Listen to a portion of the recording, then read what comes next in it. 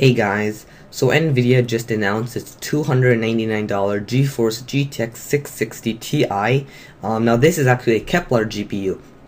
Previously the only Kepler GPU that they had was a 560 Ti, which is great and everything, but that really was not affordable.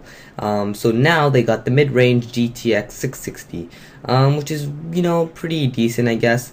Some buyers may complain that it's $50 more than the 560 Ti, but, it's pretty decent, I'm actually considering getting this, I have the the GTX 570 HD, which is a super clocked version. I possibly do need to upgrade eventually, so I might get this one, might wait another year and see what happens then. But yeah, I think it's pretty decent. NVIDIA has said that, and I quote, "This is the best card per watt ever made," and that even beats AMD's higher priced HD 7950 and at 1080p. Yeah, so I mean, it's not really much information on that. I guess it's for short. It has the 28 nanometer CUDA cores as the GTX 670. Same base and GPU boost clock speeds. The same 2 gigabytes of GDDR5 memory. Yeah, okay, it's not 192-bit memory bus compared to the 256-bit width of the 670.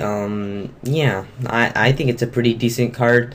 Not really much else to say about it. For $299, I think it's a pretty decent deal. But like I said, you might as well wait next year, because if you bought a card last year, then I understand these cards this year are the versions of the higher end. Like the lower end this year is what the higher end was last year.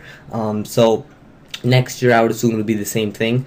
And it'll just be much more, I guess, much more feasible if you bought it next year, right? You don't need to upgrade your video card every single year, unless you're some, I don't know, lunatic. Perhaps, I don't know, if you're a lunatic and you want to upgrade your card every year, by all means go ahead.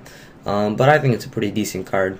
Anyways, comment, rate, and subscribe.